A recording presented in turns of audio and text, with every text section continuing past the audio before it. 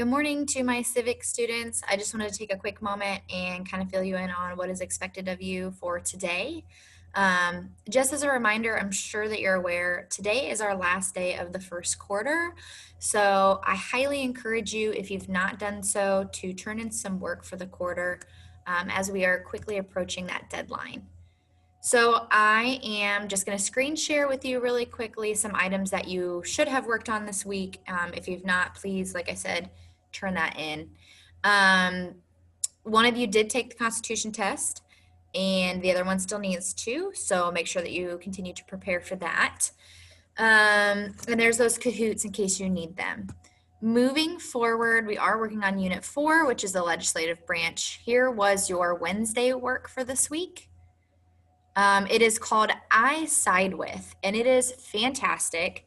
Normally, when people vote for a presidential candidate, I think that sometimes they're just not 110% informed. We typically just see what's on the social media apps or kind of hear what our friends have to say or family have to say on these candidates. But it is really, really important for you to take some time to educate yourself on all potential candidates and their platforms. So their platforms are kind of the issues that they stand for, how they will address those issues. And so a part of that civic duty as an American citizen is becoming educated before you vote. So there is a using I Side With document, sorry. Hopefully you can see this, hold on. If you open up this document, I don't know why it's not popping up. It'll work when you download it. For some reason, I can't download and open at the same time. But isidewith.com, you fill out the survey. It'll ask you potential questions from different issues, economic, environmental, healthcare, military, etc. And all you have to do is just fill out the survey with, agree, disagree, somewhat agree, whatever. Then you can go ahead, if you want to, rank the importance of each issue. And then at the end, it'll give you results of percentages for who you likely align with in terms of political parties and potential presidential candidates. So if you take that survey, there's 5 questions as follow-up. The first question being, who do you think that you align with? And then the other questions are kind of, which issues are most important to you? What were your results? Or were you surprised by your results?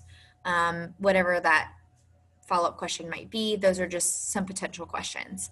So that was your Wednesday work. Neither of you have turned that in yet. So if you can do that, that's like 20, 25 points. Other items that you can turn in is the one-pager project. That is worth, I think, 40 points. I don't have those either. So if you guys can turn those in, that would be great as well. And then your work for today is Opinions Matter. So it's a 10-point discussion board, and you can choose your topic. There is 2 that you can choose from. So the first question says, what changes would you make to our education system? So like about school, what would you change and why? Or the second question that you can complete, which has to do with our legislative branch, is if you could create a new law, what would that law be and why? So if you simply respond to that with at least 100 words and giving some details to your answer, that is an easy 10 points.